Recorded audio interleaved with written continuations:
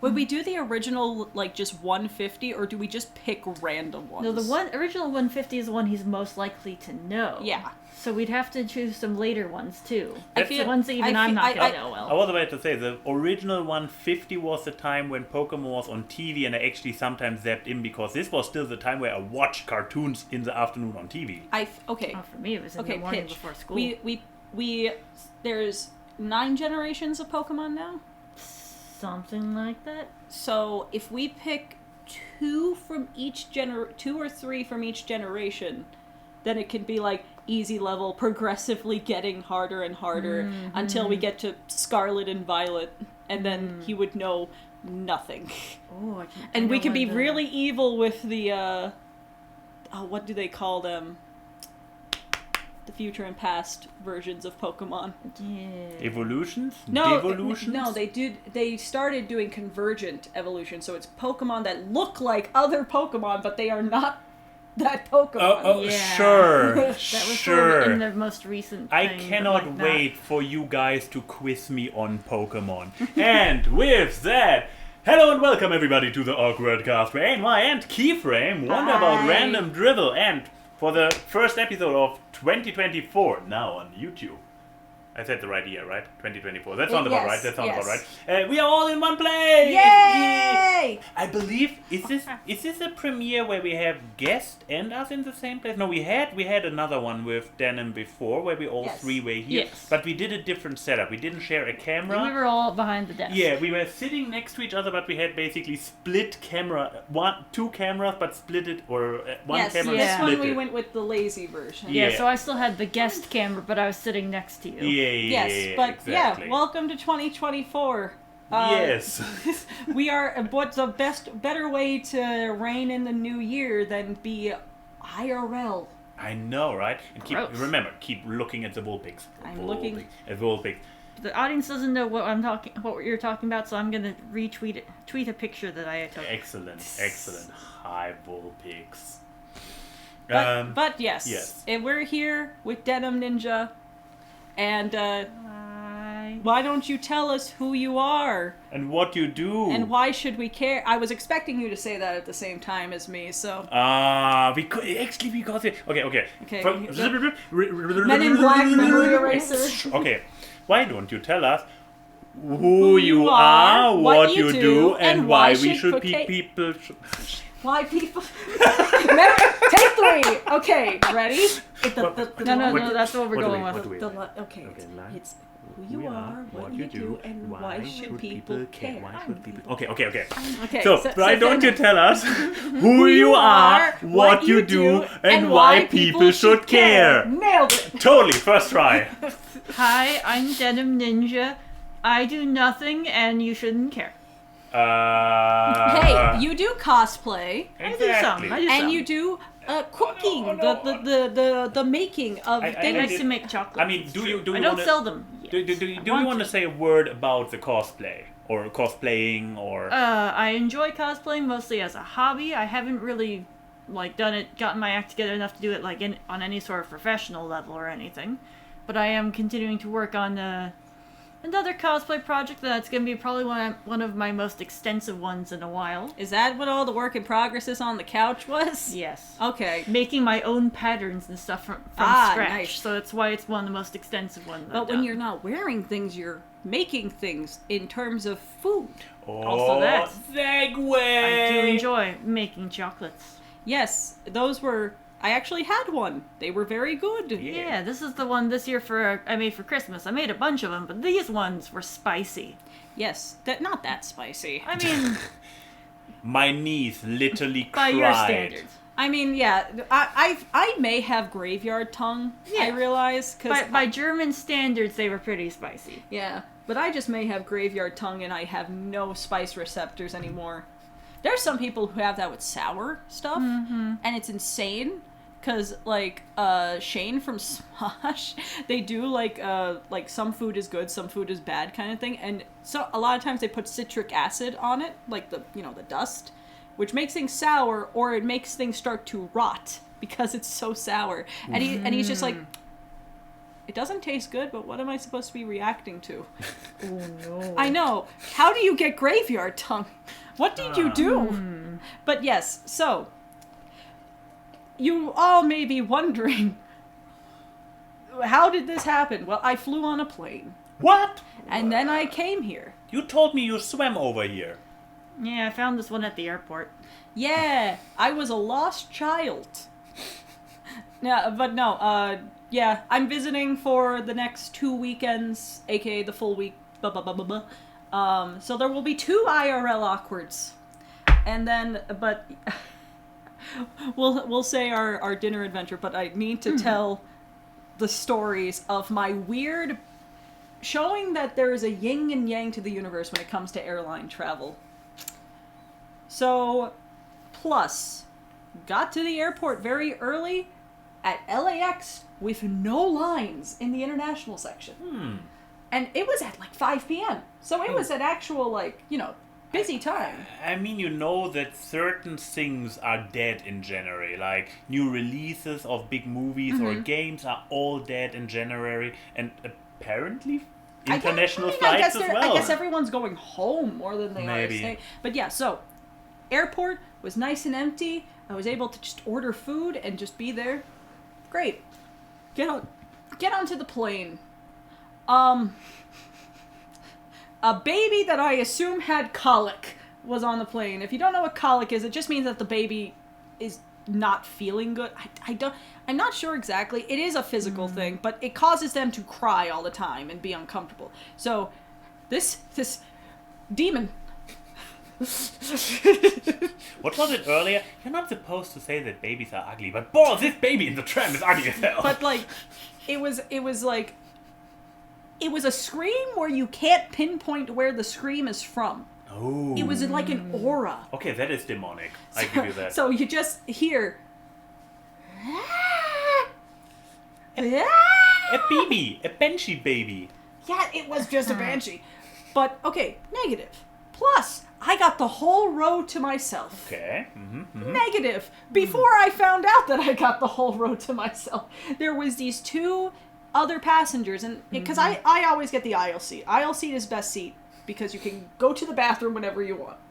But so there's the middle window, and these 2 people come in after me. Fine. They brought their entire bedding to the plane, I told her about this, a full-size comforter, and 3 bags. I don't know how the hell they did that, but they kept making me go in and out because they were taking turns putting their stuff in the little luggage bin on the top, and I'm like, just put it on at once. Why? And then, after 20 minutes of this nonsense, because this was all while boarding, they were like, oh wait, we're in the wrong row. They were in one row behind us, so they start flinging their shit over the chairs to the other chair. But then I got the whole row to myself. Yeah. Great. Okay, so yin yang is it. Then we're in Munich. What? But then we're in Munich, and everything is perfectly fine. Munich airport's kind of boring. And then I go to so meh. Get on the plane to Munich. It's only an hour flight. Simple. Just listening to some musicals. Adult demon on the row across from me, because again, aisle seat, takes his backpack, flings it around his entire wingspan, and the zipper goes into my open eye. So Denim was greeted by me walking in super happy and slightly tired with a swollen eye. It was very pink and the lower lid went down was by the time we got here. Yeah, because I don't remember this kind of a horrific I was just eye. it was so very pink when I it was hello. It's like, one day, Chrissy, can you have one day where it doesn't happen?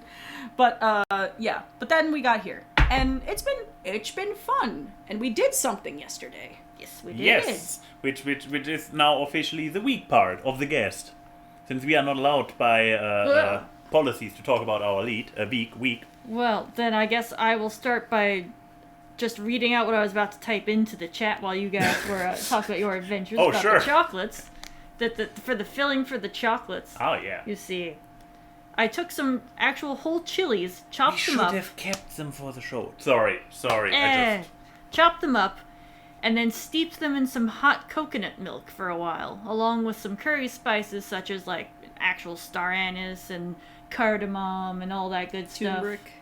Yep, there's some turmeric in there as well. And then, of course, some chili powder, curry powder just for good measure. Mm-hmm. Just let that steep for a while before using that coconut milk to mix in with the chocolate and make the ganache. That way I knew it would have some spice to it. Some heat and also some flavor.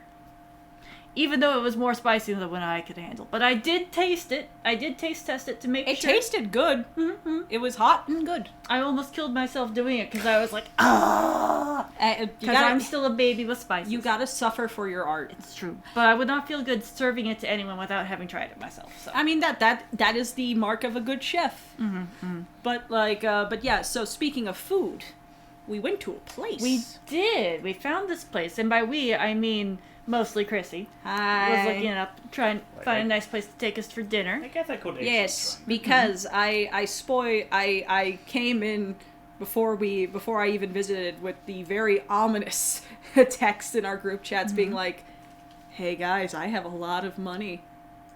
Spoil time." Yeah. So she's been doing well at conventions lately.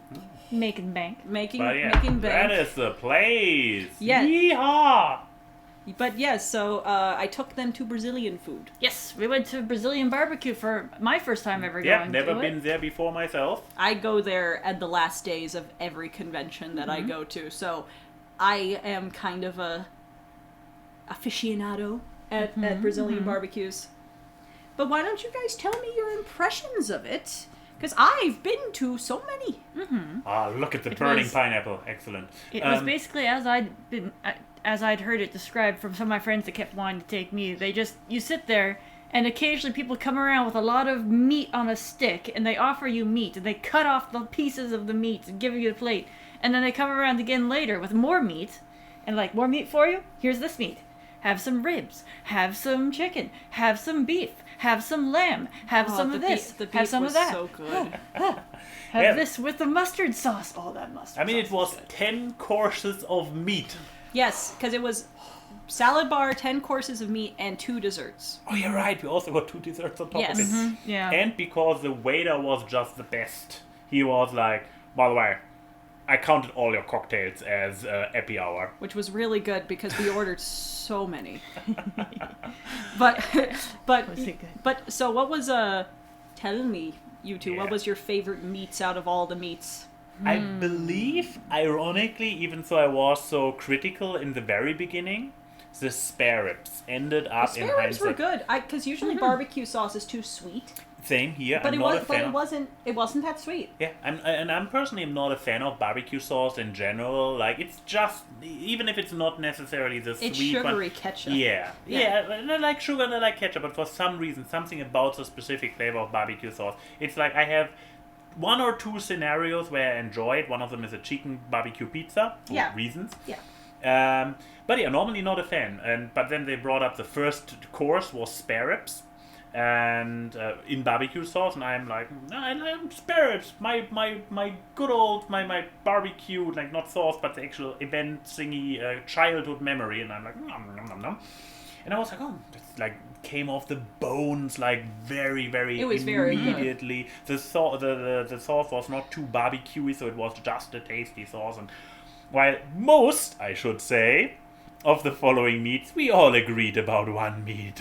Yeah. So Rocket, I now know why Rocket just hides the meat that he eats, because the last meat, which I think second to last. Thankfully one came after it. Oh yeah, because I asked for more beef, so they brought beef back. Wasn't there even one more before? No. Really? Maybe the lamb? I believe the lamb came. Yeah, the lamb came after.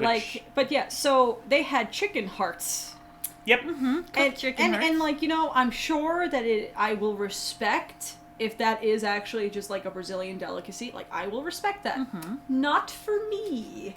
No. I mean, I at least could eat the one heart that I tried and swallow it, but it was the texture was so crumbly. Yeah, it's like the texture of well, like when you eat food that is derived from an organ. Because I've had haggis before. It does the same crumbly stuff. And it's like dry ground beef. And that is not a texture that I pursue.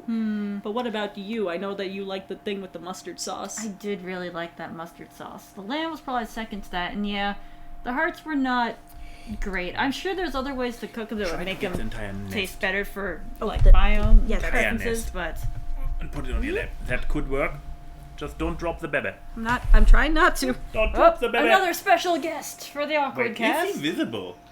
No, he's probably not visible. Oh no, he is visible. I take everything back. There he is.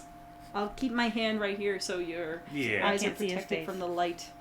But, no, I'm simple. The beef was really good. Yeah. Like, it was perfect medium. Yeah. I mean, it was like so fun when you were like to the waiter at the very end, like, could I please have some more beef? And you had like, oh, hi, buddy. Hi. You had like leftovers from the previous courses, and he looked very critically at your plate and was like, "But you eat all of this," and I did. Like pointing to specifically about the beef, and you were like, "Yeah, I do," and she did. Can confirm. Look, it's the thing of I know that there's 10 courses, so I just didn't want to eat all of it all at once because I would have gotten too full by the time. She has rocket. Everything. Yeah, hi baby. Yep. No. But yes, we went to that place and it was very good. It ended with caramelized pineapple that was like flambéed at the table and chocolate banana. Yeah. Like cooked bananas, like drowning in hot chocolate sauce. It was literally like bubbling. The chocolate sauce was literally bubbling when they brought the plate over. Oh yes. And then after I tried playing observation duty on my own for the first time because it was like let's play one that they've played before, so that way it was mostly just me, and then there could be backseat gaming. Yeah. I got so mad at one level. It was like the house or whatever, and it was 5:55 a.m. Oh yeah, that was just the apartment. Yeah. The apartment. So yeah, unfair. In 5. To this point, I was sure that the game is nice enough to not spawn in any additional anomalies in the last 10 minutes of the shift. And therefore I was like, okay, we are only 10 minutes to go, we are in the clear. And you were still looking and reporting anomalies. So it's not like you gave up or were just lying back. And yet they came in at such a rapid pace that they killed you. Missed them. Yeah, 5 minutes before ending. So that was like, here, if you're listening, AWKWARDCast or whatever your name is from, who made Observation Duty. Not cool, bro. Not cool. Loving your games, but that's not cool. Yeah, we're all furious, especially Rocket. Yeah, Rocket Look at him. is like... He's livid. He's seething. so livid. Yeah. I thought you said seizing, and I was like, I hope No. not. What is seething? Seething? Oh, you mean seizing? you mean seething. Yeah, like seething. Seizing is when you're like shaking Having a with seizure. Baby boy! Please don't do that, Rocket. No! Especially not on do that. camera. Yawn! Oh, big yawn! Big Yep. yawn. He looks so stressed. Yeah. His life is rough. His life is, a lot of this past few days has been us looking at Rocket being like, life is so hard, isn't it, bud? And me spoiling him with paste and them getting mad at me when they see that I'm holding him and feeding him paste. Again. So, do we want to address the art of the week now? Yeah, might as well. Okay. Then, yeah, I did the text didn't pop properly and I figured it out too closely. So, this is now an exclusively verbal shout out, plus of course link in the description afterwards. So, you guys know Colin. We've had him as a guest on the show before. He's currently doing a project with DA, making a bunch of playing cards of like, the DA knockout crew. So me, Will, Sean, Chris, and Christian. And like the characters that Will makes for his like Solitude project. It's going to be one big merch drop next month. And that's my card. I am allowed to show mine and mine alone. He did a great job. I only had one note for him, which was like, Oh no. Well, there at least go this he way. goes. There he And goes. you're keeping the again. audience in suspense about what the one note was. The one note was originally, because if you see, playing cards have limited color palettes. The hair, the blue part of the hair was originally wait, no, there was 2 notes. The blue in the hair was originally the same blue on the sweater, and I was like, change it to this tealy green that we have, and it looks a lot better. The other note was, hey, artwork looks great, Colin. But Can you get rid of the nose? oh, right. And he was like, what? I was like, oh, she don't got a nose. And that is the actual verbiage I use, because whenever someone asks if she has a nose, I say, don't got one. And he was... look at her over there, all noseless. And I... There. Yeah, there. You see her? Okay. Mm-hmm. Oh, yeah. Oh, yeah. No, the noseless glory. But she was, he was like,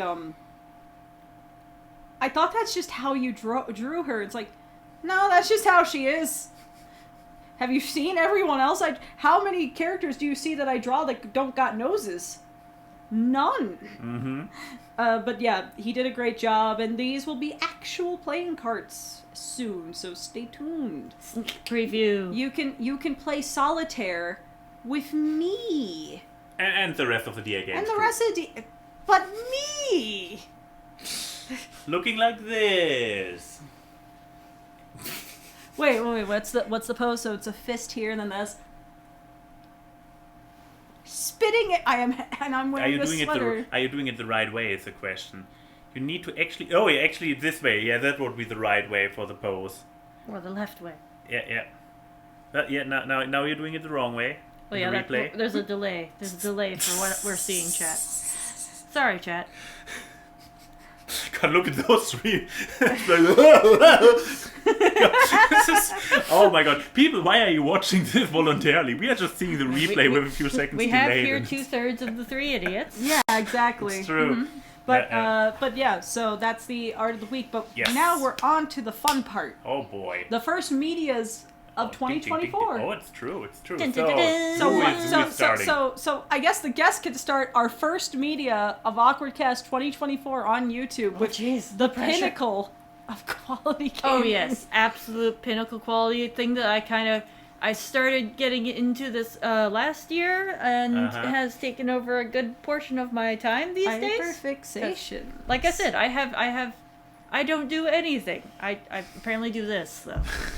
Honkai Star Rail by Hoyoverse, the same people that brought you Genshin Impact. Yes, it's a gacha game, but I can honestly say I have not spent any real life money in game.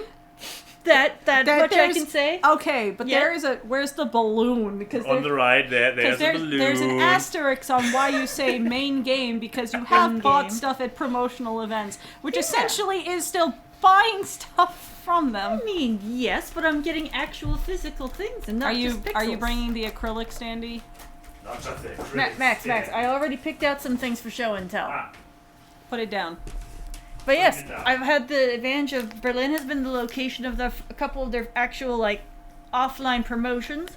They did a food truck thing where you got fast food and you could enter a raffle and you got a pin. And you waited an hour in the cold. Oh, it's so cold and rainy.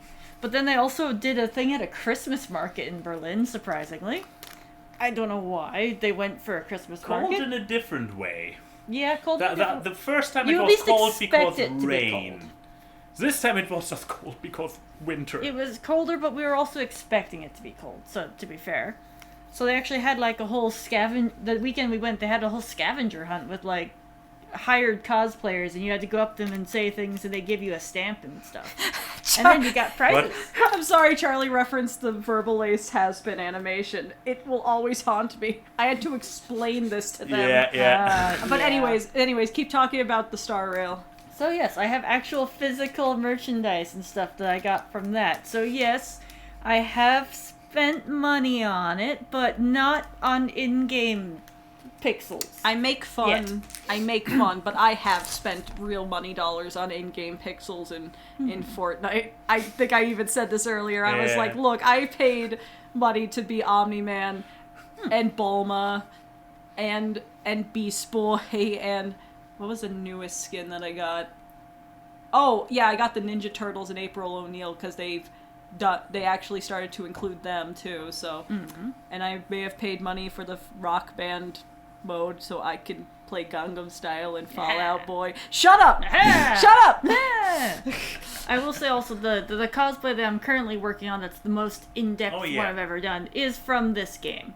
I spent so much time just staring at the main character's outfit as I'm running around that I'm like, you know, I could make that. I could wear that at a convention. Yeah. So, yes. Coming hopefully in 2024 to internet pictures near you. Me dressed up as this character. So would you recommend Star Rail to... Who do you think would like it and who do you think won't? People with addictive personalities will enjoy it but should probably stay away. Yeah. Mm-hmm. If you like turn-based combat, 'cause that's the biggest difference between this and Genshin, where Genshin is like Breath of the Wild. A Breath of the Wild clone with a lot more in-depth combat system that's all like real time. This one is more sci-fi. It's the plot is basically that there are these entities in this universe and you are a person that Genshin, it's a little complicated. So Genshin is like the old Genshin's like the new Final Fantasy games that are basically like more open world, and this one is more like the old like Final more proper Fantasy. Traditional JRPG style. round turn-based. Not so open world, more linear. Okay, here, Star Rail. It's so called because there is a train that travels through space and you get to visit other worlds. Of course. I have seen the Doctor Who I episode love about Polar this. Express. Wow, we went two different directions with Doctor Who and Polar Express. Two kinds of people. Yeah. But yeah, so that right away, good times. You're on a train going through space having adventures. And the game is not fully out because it's one of the type of things where they keep adding more and more content into it. So over time, they'll be adding more worlds that you get to visit and more characters that you can meet and potentially spend money on to get into gacha pulls. Potentially. Well, there you go. I will say that so far they've been doing some promotional trailers on their website to like promote new 5-star characters and coming out. Mm-hmm. And a lot of them are actually really good. They're really entertaining. I mean, they're full of weird voice clips, but you're not playing League of Legends, so you're not absolute garbage. What League is? I'm just saying, if we have any dedicated League players in our audience, we just lost. I mean, it's not a game I see them making an esports thing out of anytime soon. But yeah, so I guess we. Where do we go? Do you want to do yours? Do we dig even deeper and lower the respect of our audience so even that way further? My Oscar-nominated film exactly. Would be then it's building it up afterwards. I should just sit here quietly with my tea and just quietly judge you guys while I sip my tea. Absolutely. Okay, so why don't you do your? Oh boy! So did I watch a thing? So.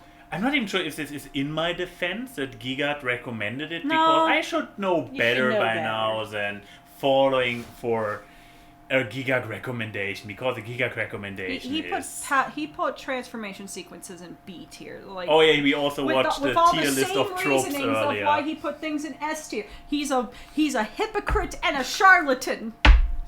So. This show, I haven't even said the name yet. So this is the show. The show is what is it? The girlfriend? Your girlfriend? No. The girlfriend. The 100 girlfriends that really, really, really, really, really love you. And I think there's one more really that goes in there, but 5, close isn't enough. it 5 really? It's on screen right now. Yeah. So you can read it. Really, die. Suki. So. What this anime is about, as you can potentially tell by individual scenes so far, it's, as the name suggests, it's harem, big surprise. It's comedy. It's fan It's cheesecake. Just seeing the titty bounce, I'm like, it's also fan service. No, I know, right? Oh no, I did something horrible. No. It switched screens. I'm stuck on the wrong screen now. Get away from the Crunchyroll ad.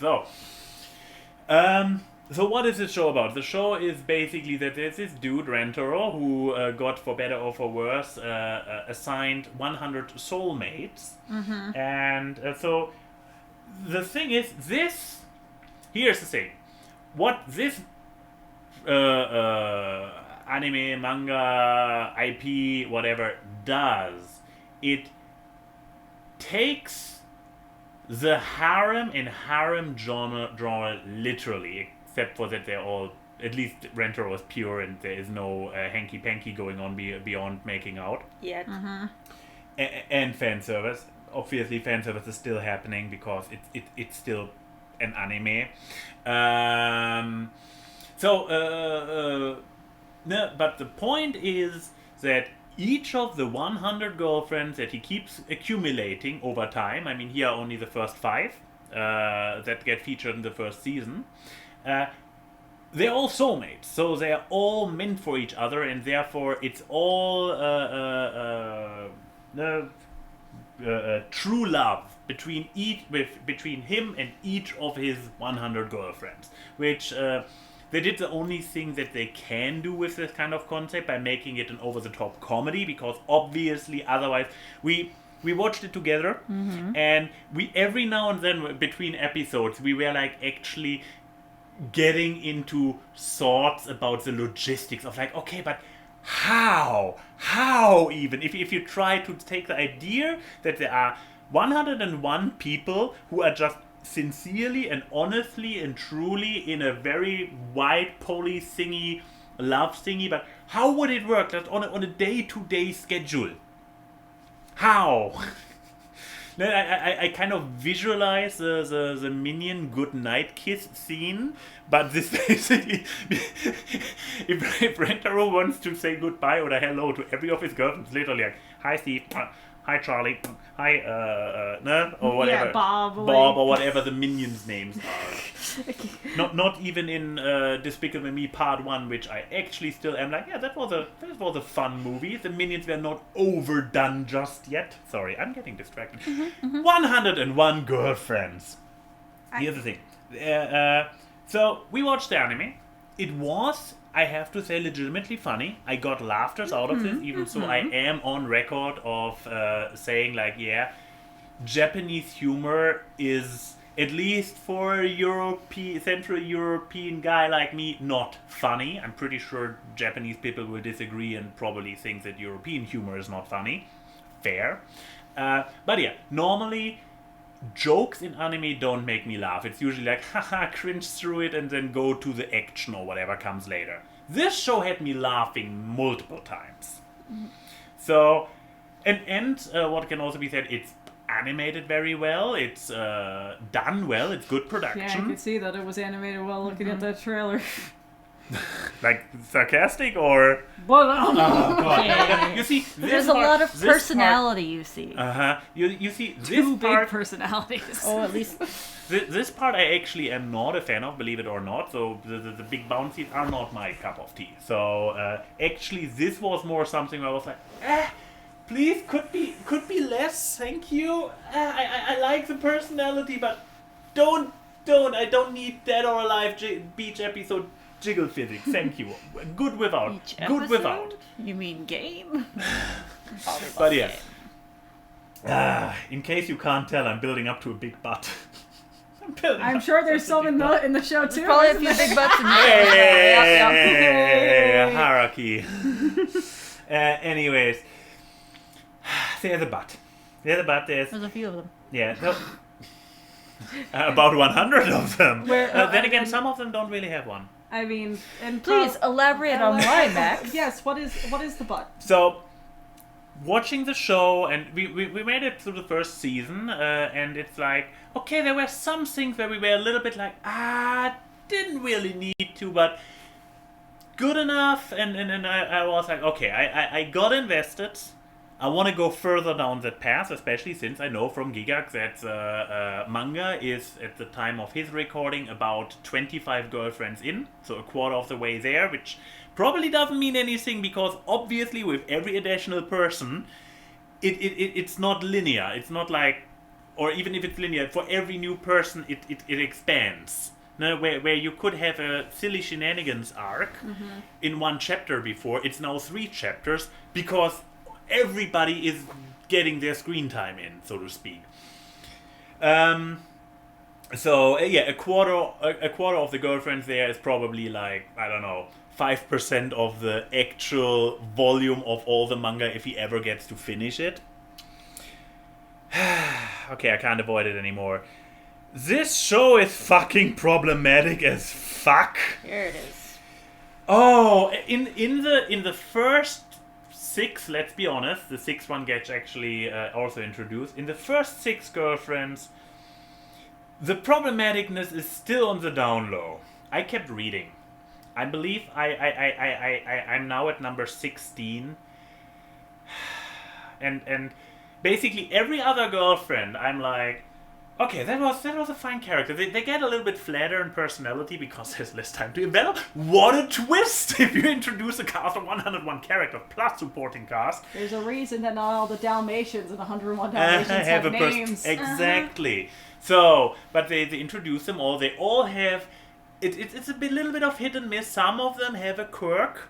Some of them have an actual personality. Some of them are just a quirk. Like it's like, haha. Let's think. What's the worst one? That has 0 person. Oh yeah, basically no personality. One girl that just has like a super metabolism, which is like she gets hungry super fast. Whenever she hears anything she associates with food, she gets a craving for it, and if she can't fulfill this craving or generally doesn't get enough food, she gets super, they say irky, but basically she gets hangry all the time. So that's the thing, so she gets food. Okay, fair enough. Is his other girlfriend Sleepy, Dopey, and Doc? Like, what is Probably. I haven't reached those yet, but probably, because eventually he has to go for everything, I am afraid. So... one so of the first two is a tsundere. Oh yeah. We have a tsundere and a always horny plotter mechanist. Okay. So, but the thing with the food one is actually I like her character design and I like the glimpse of extra personality you get. But in all group settings, it's always like, here have a cookie, here have a thing, or she offers food because she always has some. And it's like, yeah, she is now literally just the food person. Her entire personality is food. This is not a personality. This is barely anything. So yes, some of them have a little, the further we go, the less they get, but some of them have a little bit more personality beyond just a trait, just beyond a character trait, but it gets rarer and rarer. But that's not the problematic part. The problematic part is, I believe we are at 15. Out of those 15, 4 are lollies. Why? I know. It's like, and you want to know what's even better? In one of the recent chapters, it got revealed in one of the recent chapters. So you see the redhead up here. So this redhead is actually a senior classman. So we have the trope of the 1,000-year-old lolly, but she's a chemist, so she developed a drug that rejuvenated her body like that. Every now and then she switches back. That's the 7 Deadly Sins fairy lady. So she's 18, but has the body of an 8-year-old. 8-year-old. It got revealed she is legit 8-year-old, and Rentaro, because she's a soulmate, regularly makes out with her. She is not like this one, who just has a young appearance but is actually 16. No! Her body is biologically 8 years old. Look, I'm sorry. I would give up. Yeah, I this is like, after this got revealed in one of the more recent chapters, I was like, oh my god, FBI!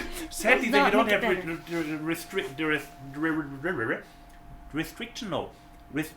When you have allowance to operate. Oh, they don't have... jurisdiction. Yeah, jurisdiction. They don't have jurisdiction in Japan, so I can't send the FBI after this also. What's the FBI of Japan called? That's probably... But because she is 18, actually, it's fine. It's fine. And it's not... And there are... And he is 16, Rentaro. And so the first ones are classmates. Then we have a senior classmate who is 2 years older. Then we also get classmates from the junior high, or from the junior, and we get adults, adults. At least the junior high ones are at least within a couple years of his age. The first ones. Yeah, I mean, we go from Romeo and Juliet rules to Minecraft YouTuber. Like, it gets bad. Yeah, and that's the thing. It's like, especially since the anime has such good production value, and they actually even added a lot of positives that in the adaptation from manga, which is like very like tuck tuck tuck, and in the anime they fleshed out certain things in a actually like good adaptation way. But I don't think I could stomach a second season.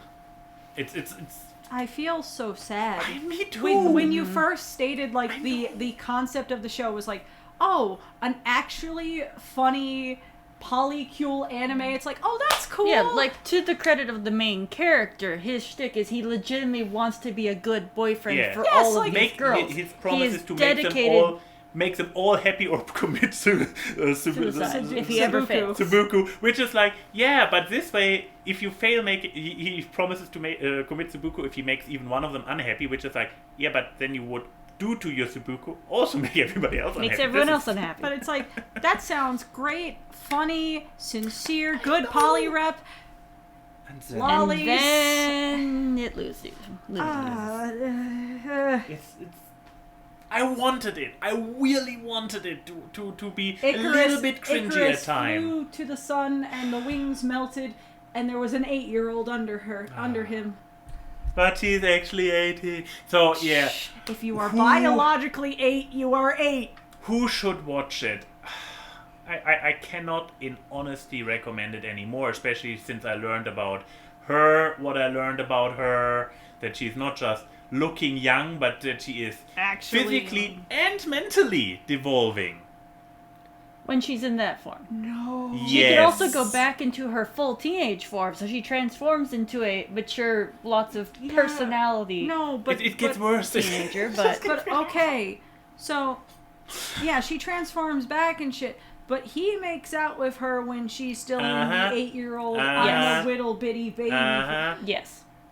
And it has also she been... she sort of tries to, like, not quite roofie, but, like... Oh, yeah, her introduction is that she basically tries to seduce date him. rape him. I wish you talked about Scott Pilgrim.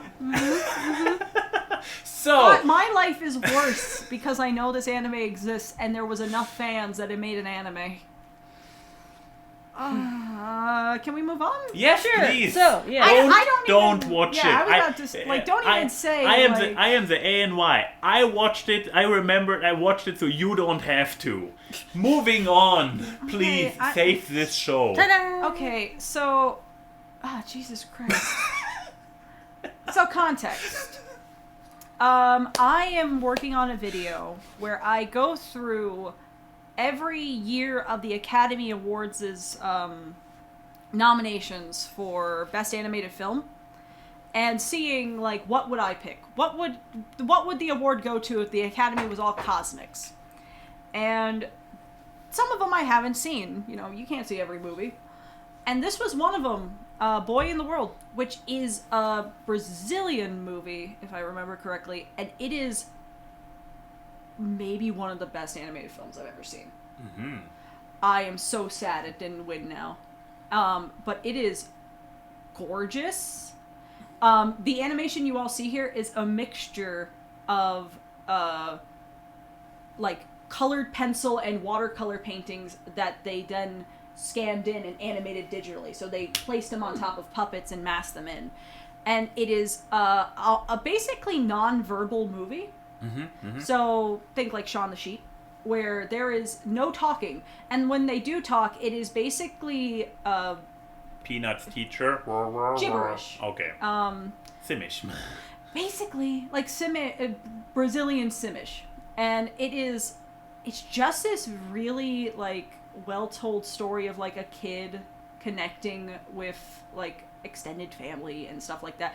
It made me cry, and it's a lot of work for a non-verbal movie to make you misty-eyed. And it's just like, it's such a hard pitch to pitch this movie because, you know, it looks very art house. And it is. It does. But I feel like it's also one of those things when you try to pitch an international film to people, call it, you know, some people either have internalized xenophobia or they feel like there's a language barrier and all this. I think this one there is literally no language in it. It's very much a visceral, emotional, character acting kind of thing. So I think it's actually palpable for everyone. I think, and so I think people should give it a chance because it's very highly acclaimed. Like, it didn't win the Academy Award, but it won like 40 different film awards. It is, and it is just so good. I can't say the plot of it because so much of it is spoilers. And also because, like, the plot is a really good plot, but you're more invested in the characters and just how they connect with each other and their dynamics. And all without actual talking. So, like, look, I know it looks like a hippy-dippy art house film, but it is genuinely one of the most emotional experiences I've had watching an animated film. The film makes you appreciate animation, which I think even a filthy casual... Are you looking at me while saying this line? I'm not gonna call her a filthy casual, but like... She's playing Uncle Star Rail. I get it, not... but like... Look, it's I think this is a film that I can recommend to everyone. Mm-hmm. I guess the only people who wouldn't like it, I guess, would be people who like dialogue-driven stories, which is fine. I guess I can understand, but I feel like the film is visually stimulating enough that it keeps your attention. I know there are some, like, shows and movies and stuff that is very atmospheric that tends to make people tune out because there's not a lot going on and we are brain-rotted individuals that need constant stimulation. But I think this one is visually stimulating enough that you will stay invested, and then the story will also keep you invested. Mm-hmm. If this film made me love this little stick boy, I think it would to you too. That little stick boy over there. Yeah, little stick boy. I mean, it sounds great. This art, though, honestly reminds me of Katamari Damacy. So it does. So you're already on board. Yeah.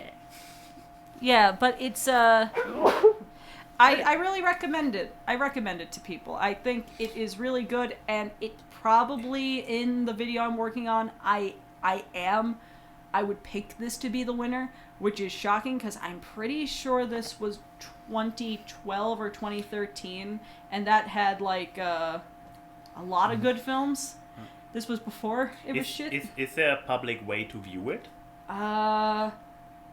Like, something I can link down below beyond the trailer? I mean, I watched it in less than legal means. Because, well, mostly because I did not know 2015. But like it was it mostly was, I think it was on Tubi for a time, but I don't know if it's still on there.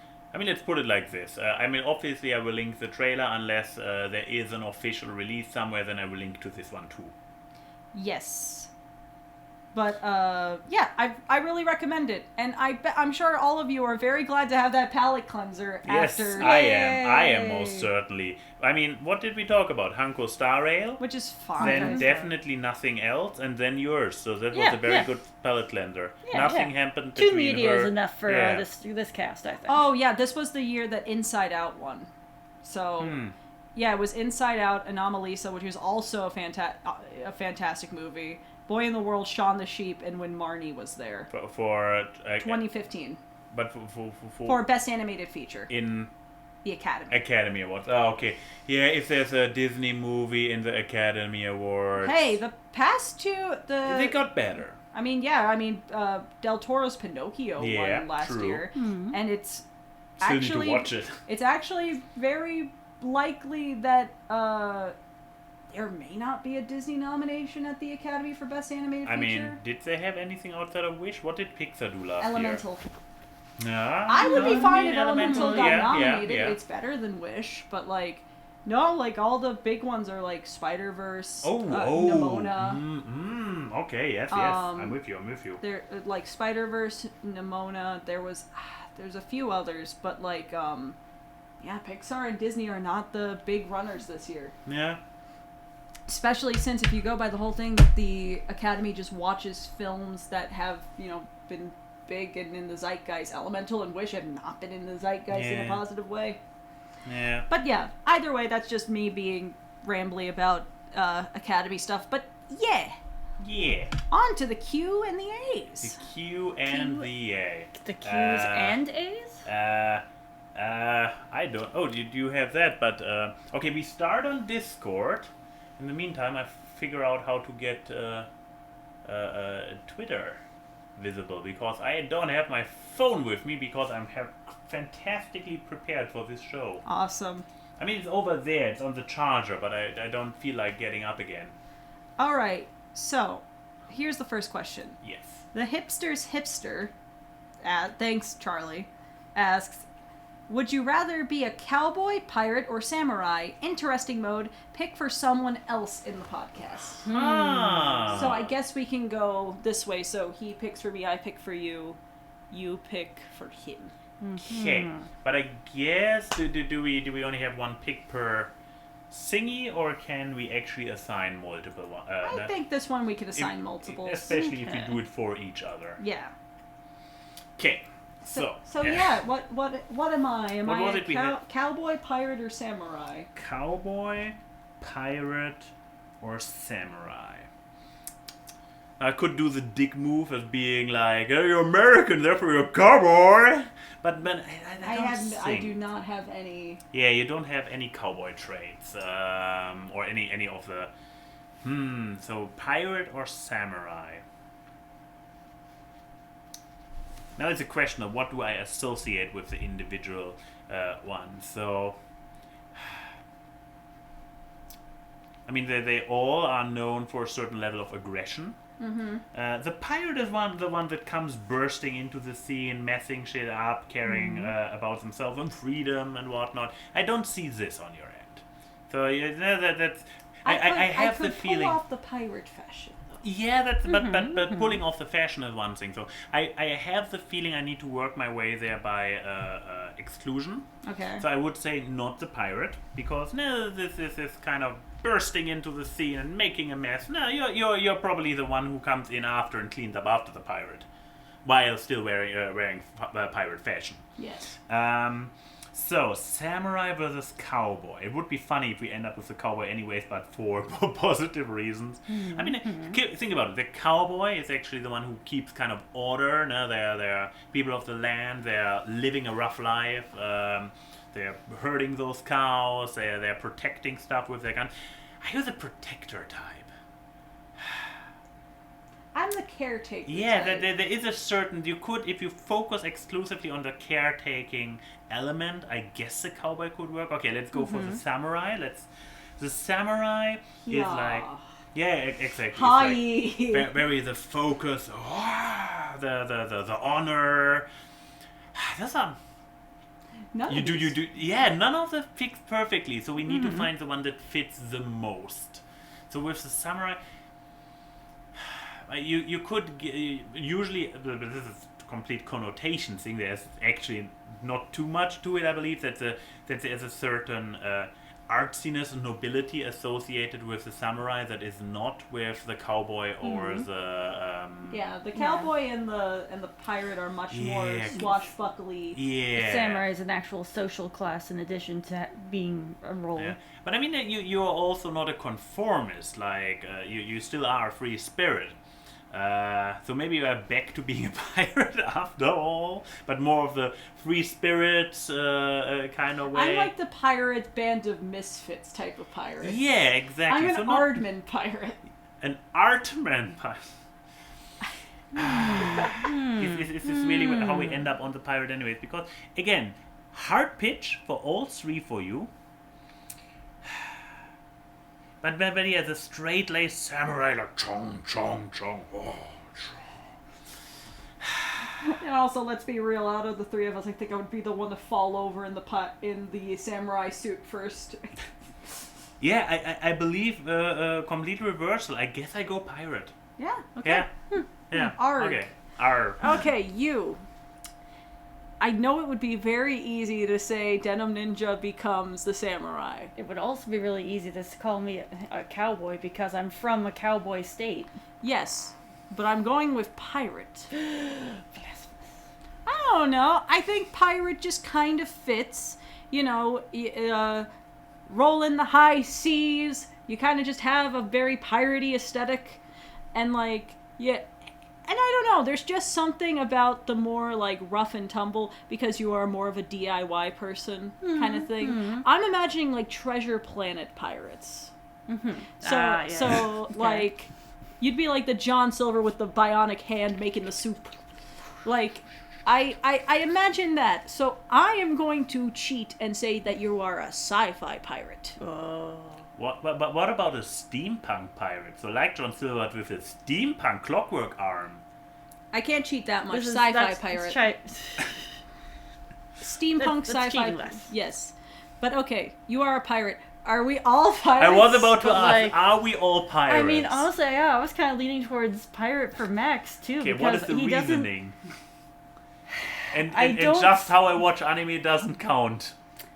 I just don't see you as being classy enough to be a samurai. That's fair. I agree. Yeah, I cannot disagree with that. Okay. I mean, maybe you could be a bit of a cowboy because you would be keeping sort of track of things in order, but I don't think I could see you doing that either. I just imagine him, but instead of a farm of cows, it's a farm of ferrets. I mean, maybe you could deal with the diet of a cowboy, because they eat a lot of like beans and meat, things that are easy to cook on the trail, you know. And with the kind of I actually do like nature, but then again, pirates also get outside. The kind of simple food that you were eating, before I came to Berlin. Wow! No, what a call out! No, I mean, she's right. I don't think you could. I don't know if you would be able to deal with the like trail food as much. I also just.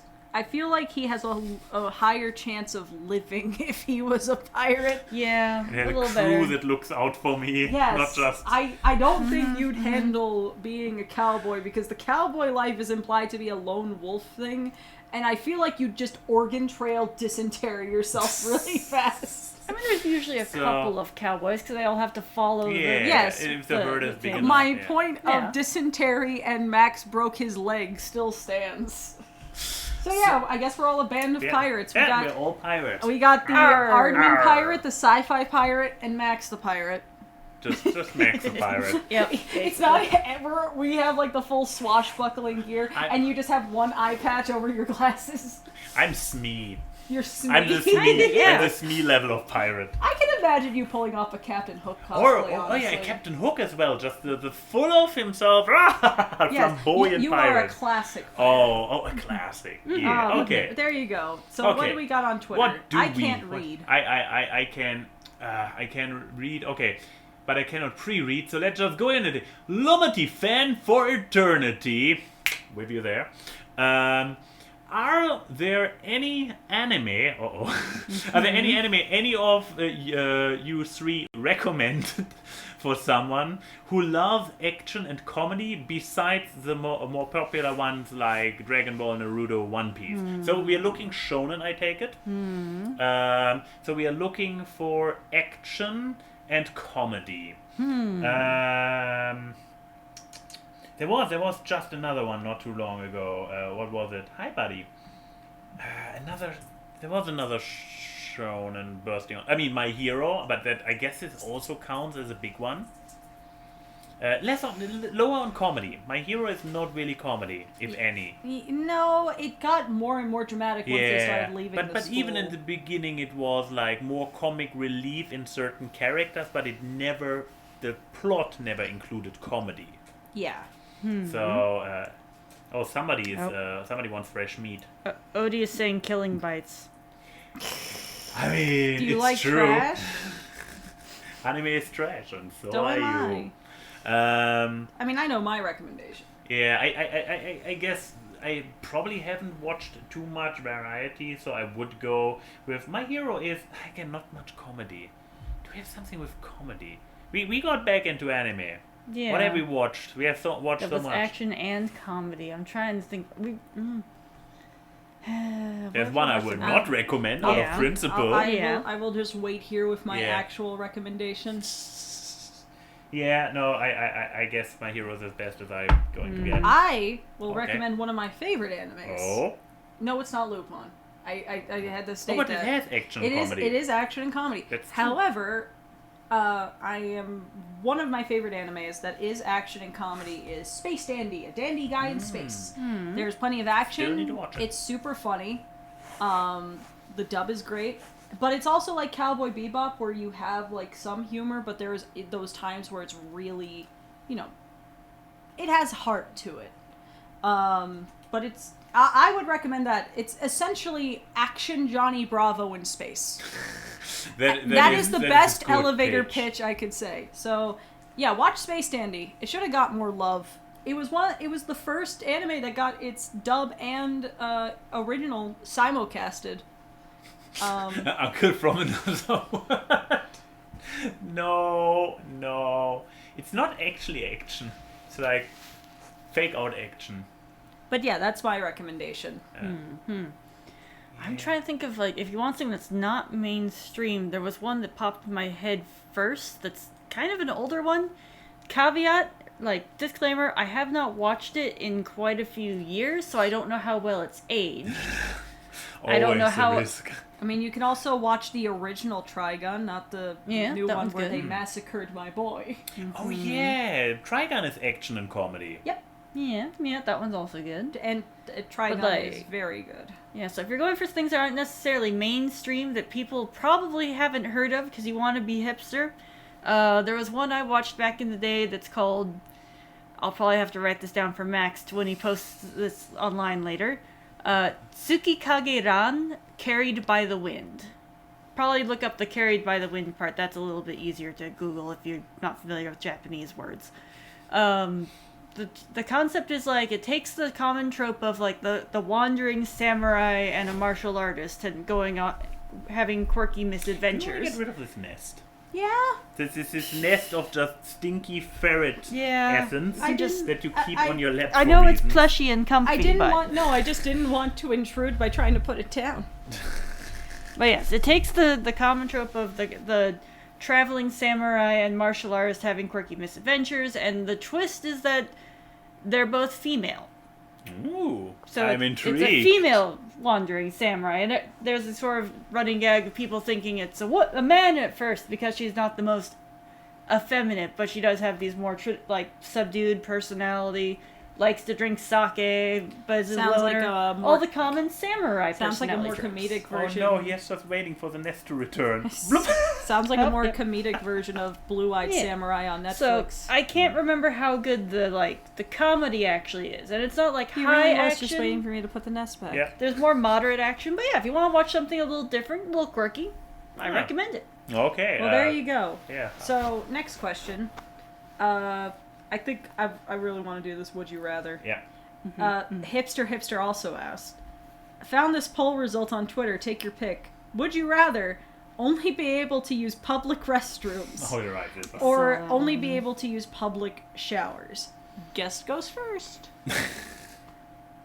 I would do the only public showers. Okay. Honestly, because especially looking at that picture of the example of the level of public restrooms involved. Literally an outhouse. Do I need to put porta it potty. on there? Like, yeah, I mean, at least the shower, you are getting clean. The porta potty, you are not getting clean. You're getting your business done and potentially contracting some diseases on the way. At least with the public shower, you're getting clean and you're sort of getting over any, hang-ups about...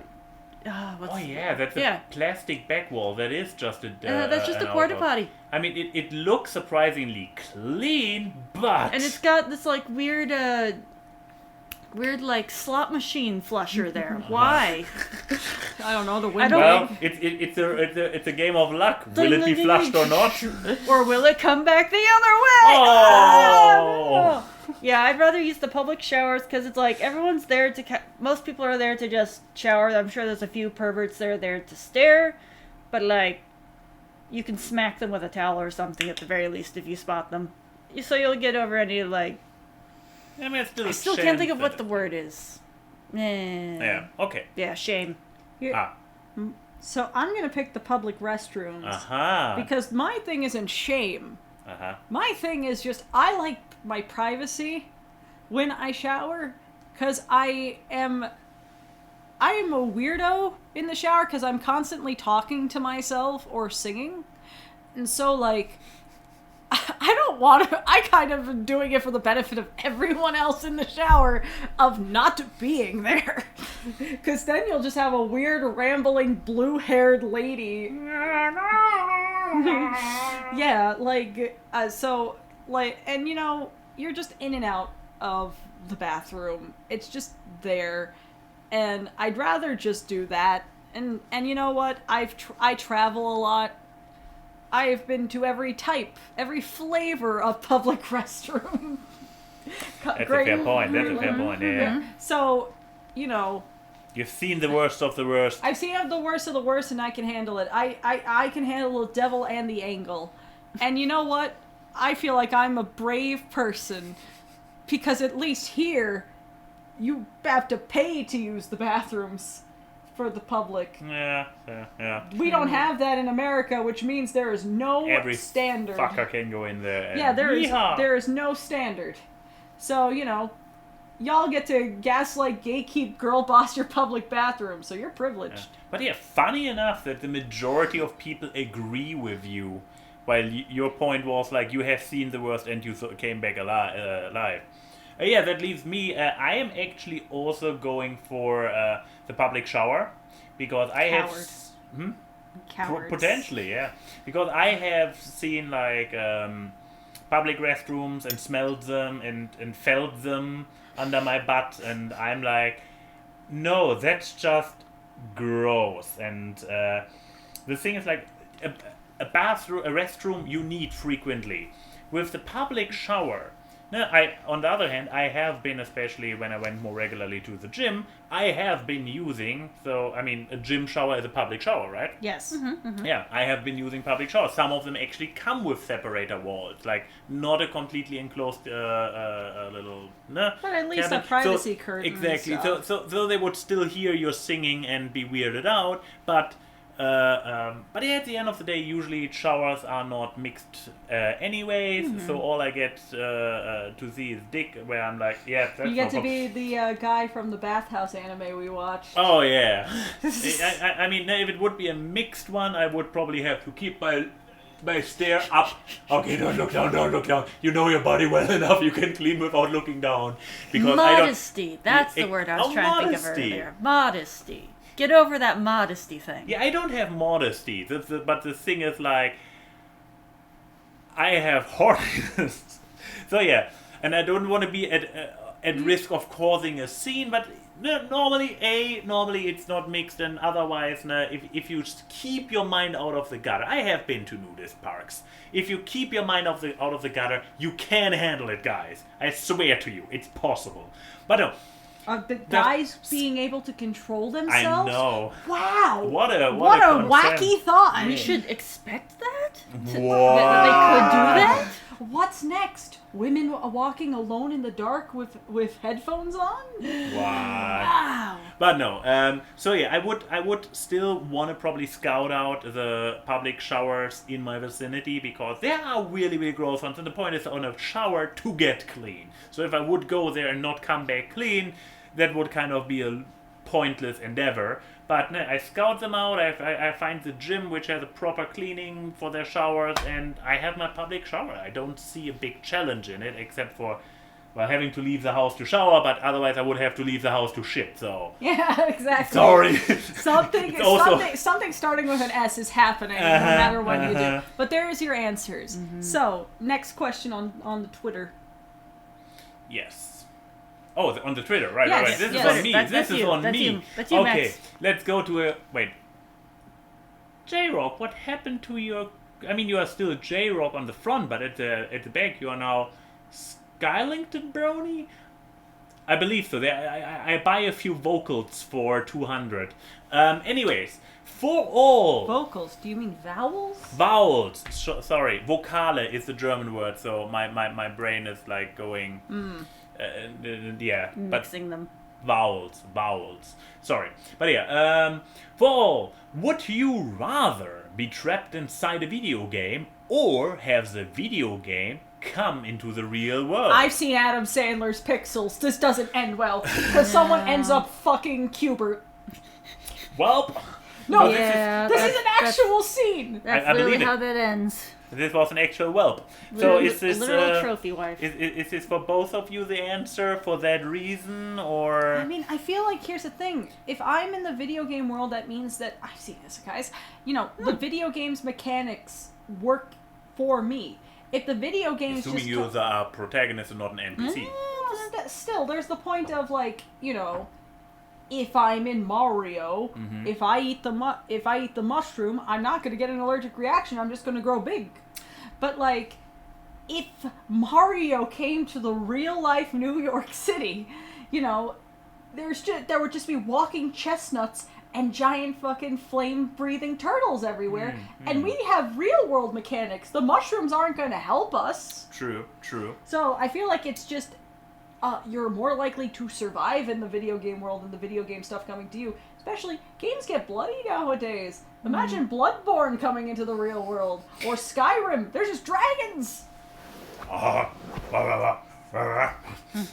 But yeah, I get. Or what is your answer?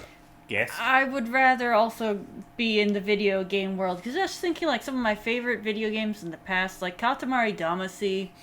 That is basically. I mean, a Katamari rolling up real world. That's just a monuments. comedy kaiju, like right there. But yeah, like rolling up real world monuments and stuff. People would actually die. There Oh, would yeah, be on actual mass destruction. scale. there would be like It- 409 11s just happening in one round. At least in the game, when you roll up a person, they're still like moving and going, "Oh no!" No, that person's dead.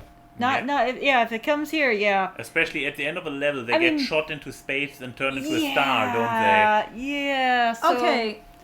if I'm gonna be in that world, I'd rather be in that world rather than that world. What is chat saying? Oh, I just saw Wolfhead right. I want Chrissy to explain why having intimate relations with Cubert is bad. I'll let Max say his answer first, so... Oh, sure. I have the feeling it depends a little bit on the video game world, and also the question, like, if the video game world comes into our world, like, to even stick with the Mario example, wouldn't all the methods of fighting back, like the fire flower and whatnot, also come to the real world? Well, no, because that stuff's magic.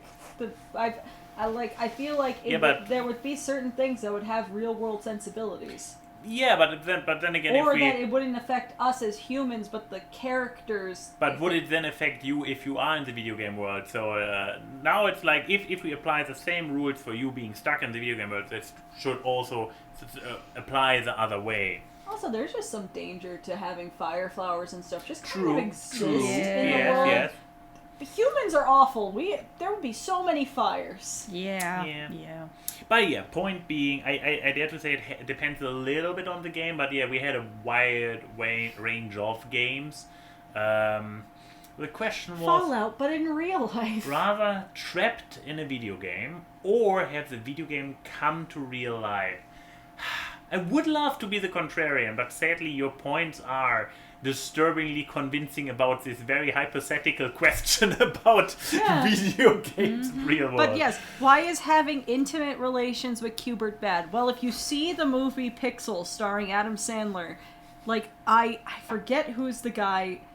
I think it may be Josh Gad or one of the husky, actors. He gets Cubert, and the thing is that Cubert transforms into a woman, but can also transform... There's a deleted scene where he transforms back into Cubert, and he gets married and, like, makes out with Cubert woman, and Adam Sandler's just like, did he fuck Cubert? And it's just like, look, I'm just saying, I don't know how I would feel about the concept of someone I know porking a thing that can't even, like, speak human words. So even with woman form and everything, Qbert is basically not able to consent and... Yeah, it's just a little guy. It's a ditto fallacy. Like, if a ditto turned into a Nurse Joy, you're still fucking a ditto. I mean, there's also the element in this movie context in particular, spoilers for those that care. For Pixels. For Pixels. Who is that? She was also you could call her a literal trophy wife, because the reward at the end of the movie for them succeeding and winning this video game invasion is they got to keep Qbert / hot chick that Qbert turns into as the reward. Yeah. So she was the trophy for the game. So, like, it was So that's a little just like prize, which is just a little prize, not a person. I don't want to harp on the problematic nature of Adam Sandler's Pixel, starring King of Queens as the president of the United States. We will be here a long time if we get into that. What are you trying to do? Okay. Here's the thing. Exactly. The whatever it's. Oh Jesus fucking Christ. Not that one, apparently. Then again, it's very pixel. Is a higher quality version? Oh, this looks already like higher quality. So we're on Reddit. It's a thing that happens. Whatever. So Okay. I go by this rule. So you want to fuck a fictional creature. So it's a Qbert test, and this was where I was leading with my questions. Am I sharing this yet? Yes, you I are. am. Okay. No, I need to get back somehow. Oh god. Okay. Can I make it even bigger? No. I guess I can zoom in. So and here's a big the Harkness test after Captain Jack Harkness from Doctor Who fame, one of the greater characters of revived Doctor Who. Does it have human intelligence? I would argue Qbert does not. He just kind of bounces around and goes, you know. This is the next point. The question is intelligence, but okay, this is already a probably not. Can it talk or otherwise communicate with language? So this sounds like a hard no. Yes. While it's in human form, yes. Oh, it actually can. So as a woman, it can communicate properly. If I recall correctly, yes. And is it also displaying human level or greater intelligence while in human in hot He's chick not form? a woman for a long time in the movie. But still the same entity, right? With the same mental capacities, or I blocked out a lot of this. Yes. So, and then what's the second one? the second one is otherwise communicate, and then the third one is it of sexual maturity for its species? I mean, I don't know what a Qbert is. Yeah. And I don't think it actually has, like, intimate parts. I'm pretty sure. If you look at a Qbert, you think that thing kind of just splits like an amoeba. So, because if the answer to all three is yes, then you can fuck it. If a non-human creature with sapience it's a non-human creature with sapience, and all you need to have is consensual sex, and all you have to consensual sex. If the answer is no to one or more, watch out. That's bestiality, or possible the other one. Don't fuck it. Here's an illustrative guide. Do not fuck this. Did you not know the Harkness test? Because you're chuckling at it. Like it's the first time you encounter the Harkness test. No, I've encountered the Harkness test. I just think the image is funny. Oh, the images are great, yeah. But yes, so the answer to your question is don't fuck Qbert. So next because question. We cannot get 3 clear yeses. Yes. I guess this is one of those questions that we always get. Ask Awkward from Magical Dude. If you can pick any fantasy world from any media, what world would that be and why? I feel like they forgot the to go into. Or if you can have. If you could pick any fantasy world from any media, what world would that be and why? I feel like the thing is like to probably get isekai into. Probably, yeah. So I mean, yes. You want me to come up with one first? That's the honor, the fantasy privilege. world that I would visit was the question. Potentially, or maybe be stuck in either. I mean, it's 3. I just say isekai did. Basically, you got hit by a truck. Oh no, Truck-kun. Oh, but Truck-kun means no chance to come back because you're legitimately dead in our world. I mean, you could be in a coma. Okay, that's Could be the much Adventure better. Time fan theory where people just think that Finn is in a coma and Princess Bubblegum is the doctor. I could be Uncle from another world for those 17 years he was gone. Yeah. In a coma. And then come back with magic. Okay. Yeah. Which fantasy world would I want to live in? I probably should start thinking myself, shouldn't I? Hmm? I should probably start thinking myself, shouldn't I? About my answer. it's I mean, I guess I could- Yeah, thinking. I thought you said sinking. No, and thinking. I I better start thinking. Bye, guys. I could go for the easy answer for my part and just say, hey, how about the Honkai Star Rail answer? Oh no, do we all have to pick 'Cause there's already our multiple media planets as that a they- world to travel into? No, There's my already world multiple is sad. planets they Oh. visit, and they have their own deals that's going on. Mm-hmm. The first one had sort of a European vibe. The second world they went to was more like futuristic Chinese world. It was kind of cool. The third one they haven't actually been to just yet. The tutorial world was actually just a space station, so I wouldn't want to go there. So, then again, the first planet was cursed by ice, and I don't like cold. So I guess I would visit the Xianzhou Alliance, as they called it, the more Chinese-inspired one. That one's a lot cooler. Okay, I would pick. I'm picking lower fantasy. Okay. I want to go to the land for Brand New Animal Oh, okay. because it gives me a chance to become to be able to transform into my animal sona, and they have minks in that world. They is do a have. mink. There is a confirmed mink in that And world. people keep thinking she's a ferret. And what is it? You can any human can be animalized in. Yes. That's the story. That's the entire plot. That Yes. It's normal schoolgirl who gets sucked into the entire animal Yes, situation. and I will be there. Okay. And I think that one will be fun because look, out of all the not Gynex, what's the studio? Yeah. Trigger? Yes. Trigger, thank you. Of all the Trigger animes, I feel like that one is the lowest stakes of me possibly dying. And also just feeling uncomfy. Because the Kill la Kill world, I have too much body dysmorphia for Kill la Kill.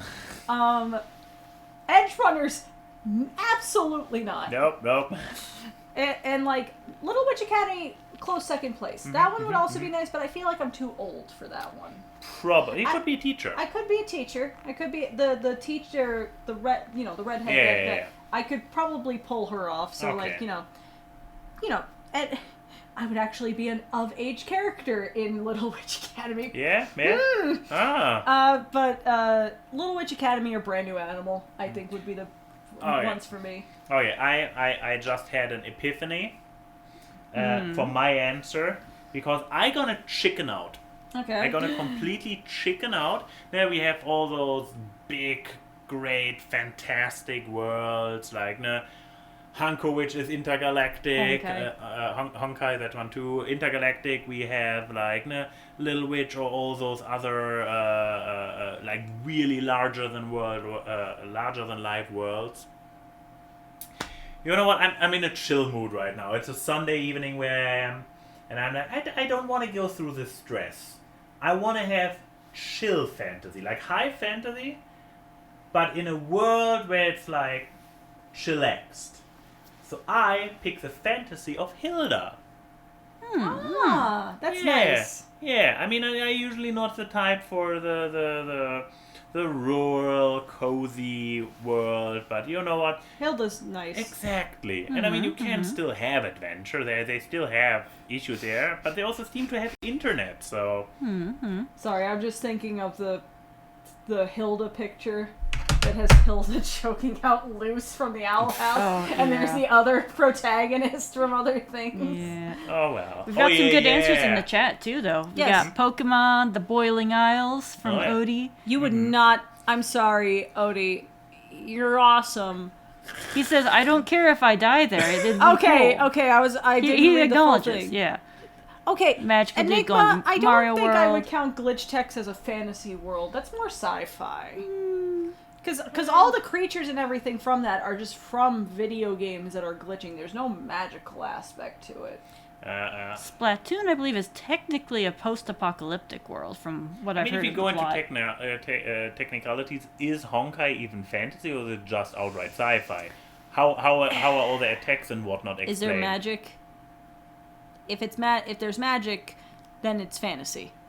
Then again, you could also argue that one of the elemental types that you can use is literally called imaginary. And then again, it's sci-fi and fantasy. Most if you want to be pedantic. Also, let's be honest and get on our smart-ass soapbox.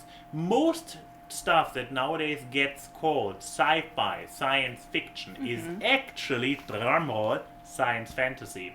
Science fiction is, I believe the closest thing is maybe Star Trek, because they all are very, very techno-babbly, and the idea is... but Star Wars is a fantasy movie. Star Wars, 100%. Yes. I mean, the Force, come on. But no, the definition for science fiction is that it is technically possible, but it's like with science that we could arguably say, yes, we are not there yet, but we could realistically. While everything that would not fulfill this hard, and we have characters like Q and whatnot, which kind of are more science fantasy after all.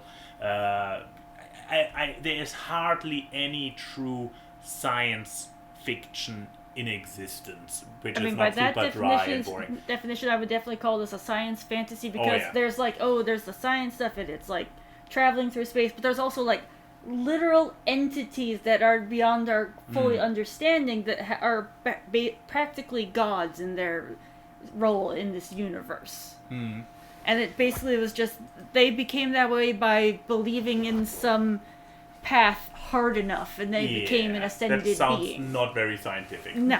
It's more, I would call it more fantasy. Then, last Twitter question by Fella Fidel for Chrissy. Wait, what about us? What is your favorite DTV, direct-to-TV, or DTV direct-to-video?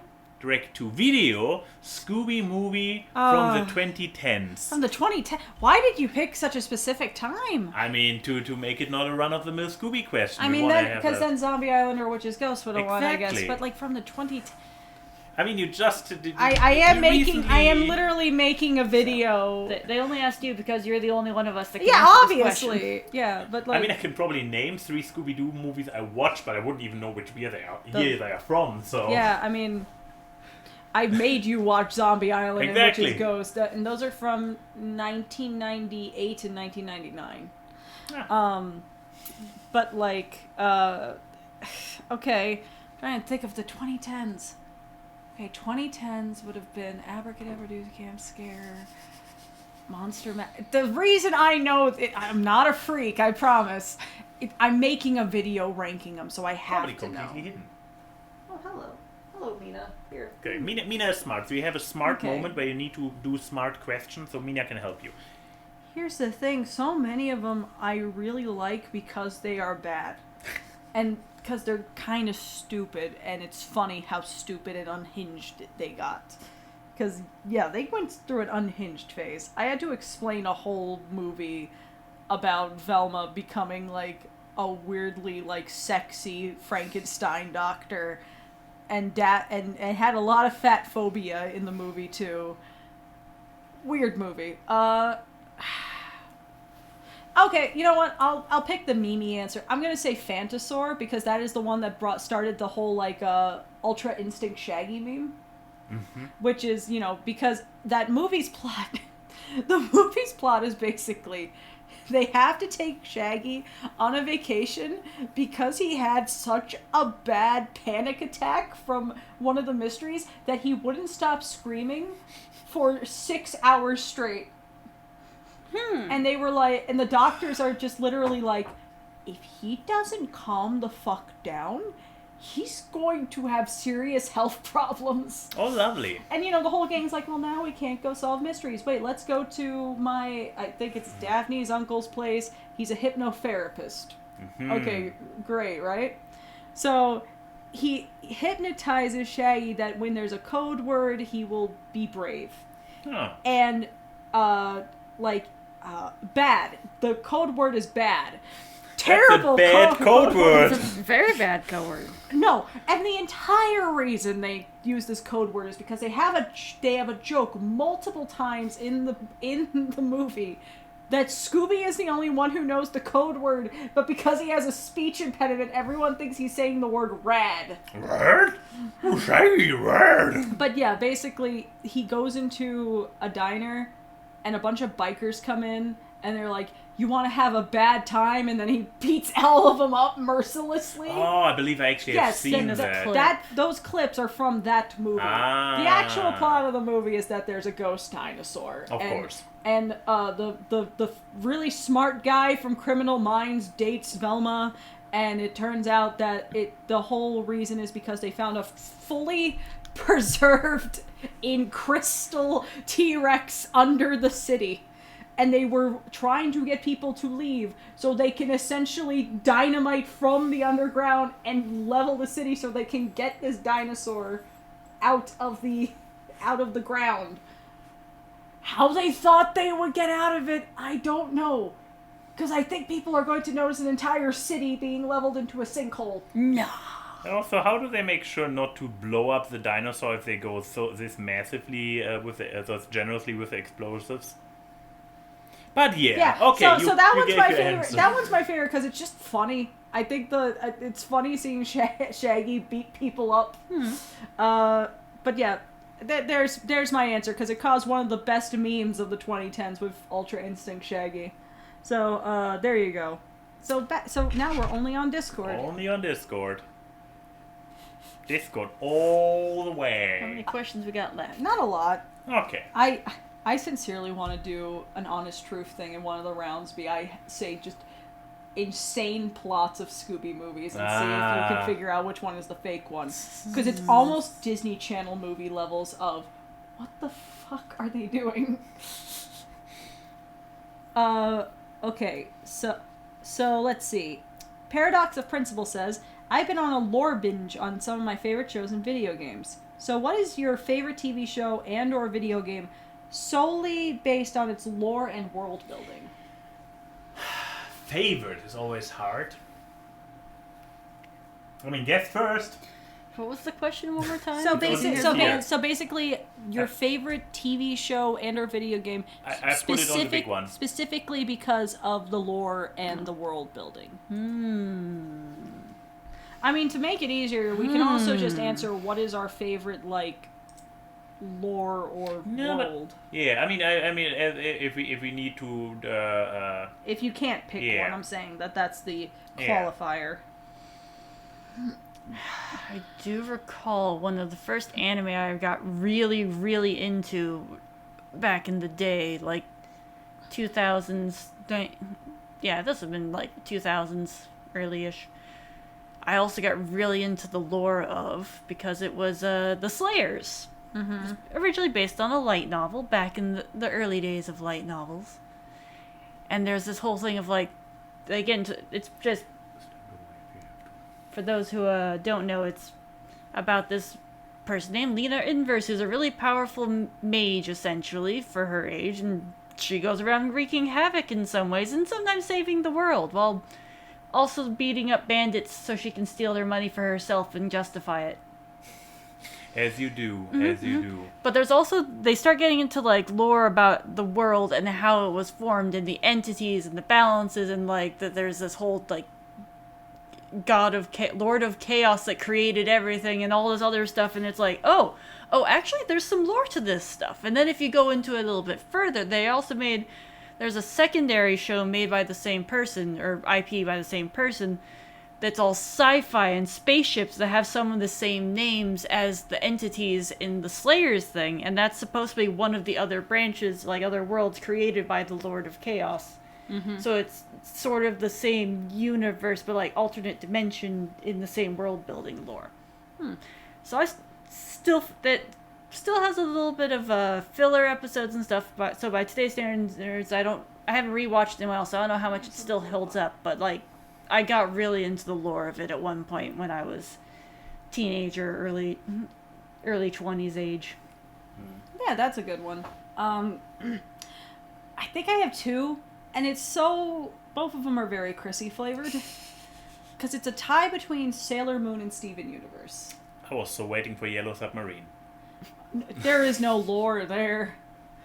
But okay, Steven Universe. But no, Sailor Moon. Well, because Sailor Moon was one of my first hyperfixation animes, and I bought the mangas. I know the world and lores up and down every senshi that could possibly be, and I will have active arguments with people because I call Tuxedo Mask a Sailor Senshi, and everyone gets mad at it, but he has the literal Earth Crystal. He is Sailor Earth. He just does not go by the sailor name. Sorry. He is the Prince of the Ass. Yes, but I love the world that they established with it, with the reincarnation, and it's the one time where I'm like, oh, the fact that one of the characters is a time traveled character because Chibiusa, I think it actually kind of works. But also I just think the whole elegance, the regal space kind of universe that they have in Sailor Moon is just really pleasant to me. Pleasant is a relative term. I mean, literally one of the characters' only purpose is to cause the end times and then reincarnate. Mm-hmm. Like you do. But I really love all the concepts and what each planet's things represent. I mean, one of my favorite senshi is Pluto, who is literally the bearer of time, and I think that all their concepts are really good. And then I never really had that much of a fixation on the lore of something until Steven Universe came out. Very similar space rocks, but it's one of the things that make me sad about the show ending the way that it did, being that there's so much that is still unexplored, like the origins of the diamonds and all this stuff.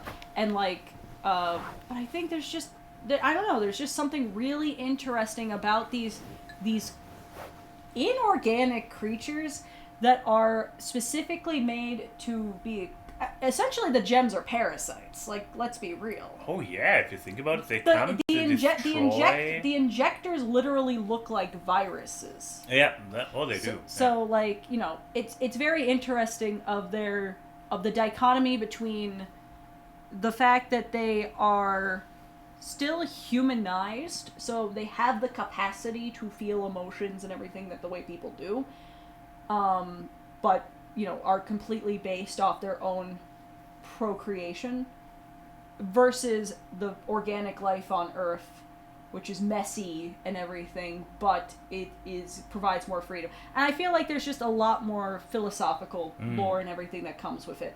Also, I think the lore of Pink Diamond, Rose Quartz is actually very fascinating, especially the fact that we learned it backwards. Yeah. So, yeah, I think those two shows are just really, really solid, I guess, examinations into the constructs, because they're both basically royal constructs and stuff, and how Earth affects it. So, those are mine. What about yours? Mine is probably not the true answer. If I would, I'm always bad with remembering what. If I would come across one of my favorites or something, it would be, oh my god, that's so true. But for the moment, is so often tainted by the recency bias. Basically, my only way how I make it through all those questions all the time would be probably Log Horizon, because what Log Horizon, for those unaware, it's 2010s, I believe, or actually more recently. It is one of the video game isekais where people get legitimately transported into an isekai, but long before Sword Art Online. And they have a specific focus on the world building and on how they manage to make this world work, and not in a whoa, let's see how we can twist this world to make our protagonist super duper overpowered. No, it's really grasping the concepts, being aware that this is a video game world and stuff like this, and this exploration of the game, of the legit game mechanics of this now turned actual real world they are forced to live in. I found it fascinating when I watched it before back then, and in the last year, I only watched one season back then. So in the last year, we picked it back up and watched the first 2 seasons, so there's still one more to go. And yeah, I would still say the main drawing, or one of the big drawing points for me, is how they treat the world building. There are probably other shows or properties out there where I would say, like, I love the world building even more, but in the context of this particular show, it's like, it's still a good show with good characters and whatnot, but in the specific context of this show, the world building has been, and how they treat it and focus on it has been a drawing point, which normally is not the case for me. So that's why this is my answer, plus recency bias. Well, there you go. So we are now to the FMK. Fuck, marry, kill. So the first FMK of 2024 from Paradox. My favorite mythical creature is the mighty and incredible dragon, with their sharpened claws, deadly teeth, and overall impressive build and abilities. Heck yeah. And with 2024 being the year of the dragon, we should all be able to sink our fangs into fuck, marry, kill. Dragons. Just dragons. So we have Shenron from Dragon Ball, the Blue Eyes White Dragon from Yu-Gi-Oh!, and Shendu from Jackie Chan. What a deep cut for a dragon with Jackie Chan adventures, but alright. Watch out for that morning breath, and I hope you can also cover their dental bills. So, I need to step away for one moment. Yep. So, guest goes first.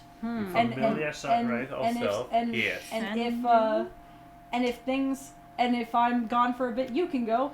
Which means that I will find out when I sit down what my combination has to be. Exactly. Yep. Excellent plan. So probably the right yes, way. I am avoiding. Less, I am avoiding the cord. less cord. Okay, what was... So this is a Yu-Gi-Oh! Dragon. I'm familiar with the blue eyes. I'm not sure if it has any personality because it's just a summonable monster. Yeah, so yeah. So we're obviously... It's literally just a hard light hologram. Yeah. Oh, yeah. even better. Okay. So a hard light hologram. I you say? don't know who I'm going to fuck. So that is this one. Okay. Yes. Okay. I mean, then we probably know Shenron. What's Shendu? Look up Shendu. I want to see what that one is. I watched Jackie Chan Adventure, so I should. did, but not that much. Remember, it's. Oh wait, no, I did not remember. Oh right, this dude turns actually into a dude. So this symbol, they free him. He's some kind of evil god dude, right, Enigma? That he is... Potentially. I mean, he's the most human-shaped of them so far, it looks like. Okay, so we basically have the full spectrum of furry. We have the one that is scaly. We have the wide-eyed blue-eyes white dragon.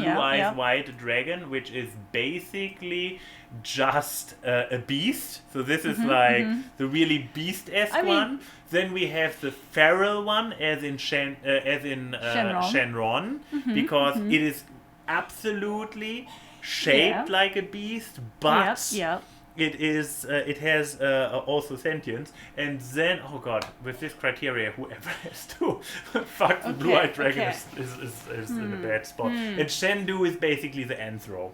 Good. Oh, what is Enigma saying?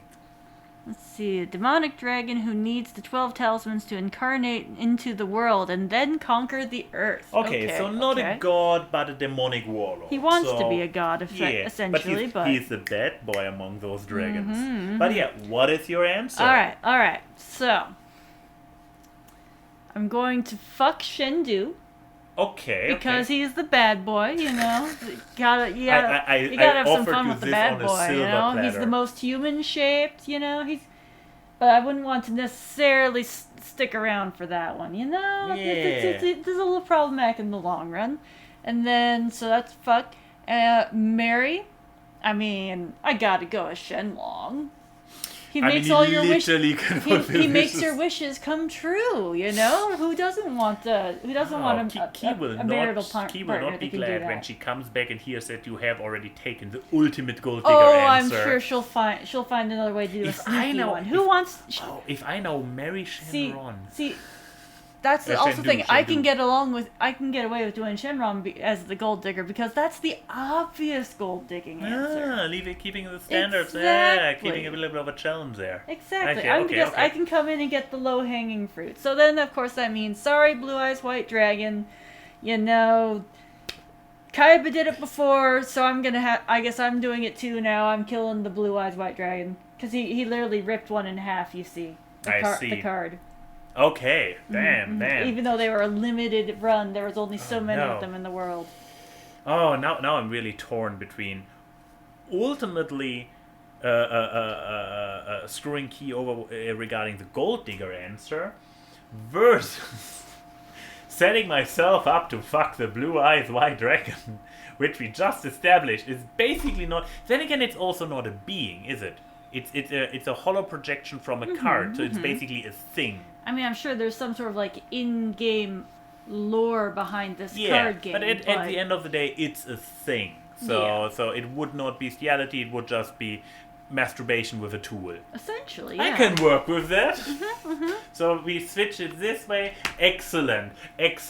So I therefore, as we just established, I'm going to fuck the blue-eyed white dragon because I mean it's a big literary thing. It's I mean normally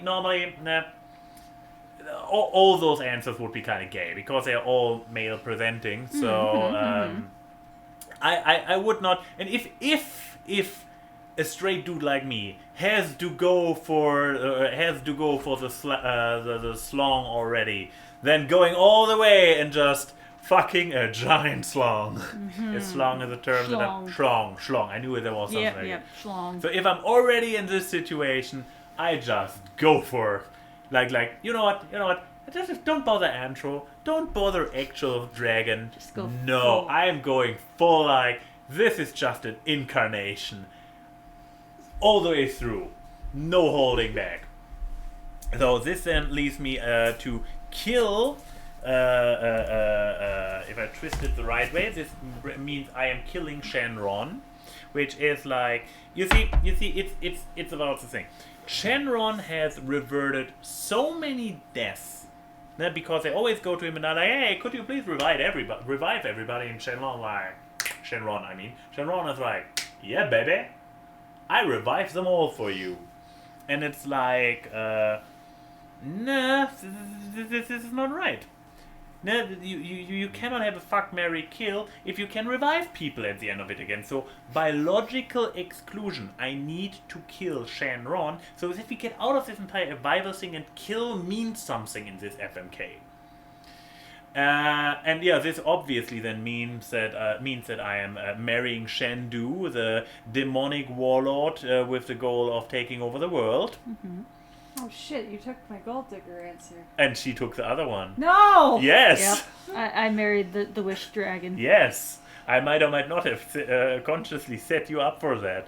But yeah, Shendu, because as we just established, demon warlord destined to take over the world. So and he's Anthro, which is probably the close. I mean, he's a little bit. What is the buff and furry type? Bara. Yeah, he's probably a little bit too much Bara for my taste. But then again, he's not the fuck answer, but the marry answer. So I can probably marry a Bara and fuck the blue-eyed white dragon. Yeah, there you go. Okay. There we go. So Odie has it summarized for you. So Key has to fuck Shenron and marry the blue-eyed white dragon and kill Shendu. It's not too bad. It's not the worst. Yeah. But yeah, I guess I'm killing Shendu because I remember him the least. Also, he's evil. And he's evil. Yeah, he's like evil. The other two, you can argue, are just more gray at best. Because like Shendu's just evil. Yeah. And also one of the most forgettable parts of Jackie Chan Adventures. I just remember the talismans. Oh yeah. And the uncle, one more thing. One more thing. Were you still here for him? There he is. Look at the beef boy. Look at the buff boy. Hee-haw! He looks like if you mixed Killer Croc with the dragon from Shaolin Showdown. Just like fuse them together. But looking at this particular image, he has a certain level of sass going on. But yeah, I'm gonna kill Shendu. Yeah. I'm going to marry the Blue Eyes White Dragon. Uh-huh. I found a way to make it cool. Oh no! I knew you could do it. Cuz, Uh-huh. who is the main person that uses the Blue Eyes White Dragon in the original Yu-Gi-Oh anime? Seto Kaiba. Seto Kaiba, the Who is owner fucking rich. who owns Kaiba Industries and literally made the Duelist City. Like, I will essentially just be like, And then you can rent out your spouse. yeah, I can rent out my spouse, and also like essentially I am in-laws with one of the most powerful people in Yu-Gi-Oh Japan. She found a way. Yeah, And no, also, no.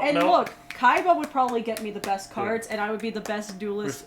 Respect. You found the impossible gold digger answer. You made it Mm-hmm. work after we literally took the wish-granting dragon and the destined to be ruler of the world away.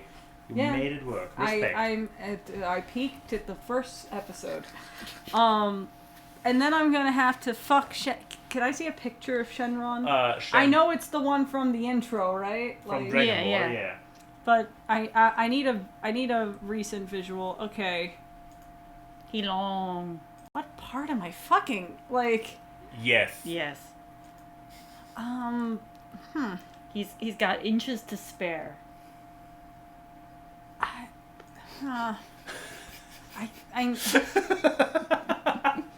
You get that one for free, chat.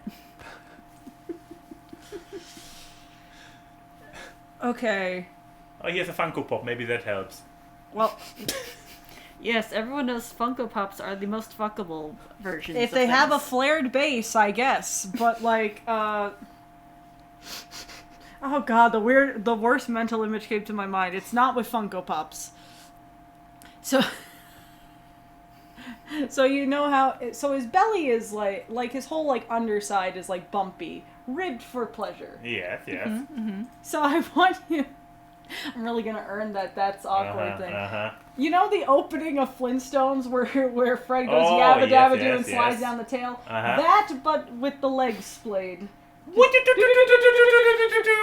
Yeah, so I mean, it'll be a fun time. It'll be like a water. Do you want to say it about your own answer? It's an awkward answer. Ayn Wye and Key say hi to the people in the chat. The memes are seen on this live stream as they talk about random grabs. Time for awkward gags. It's the awkward. Random guests and funny gags on the awkward gags. It's the awkward. Artwork and analysis which you do not want to miss on awkward.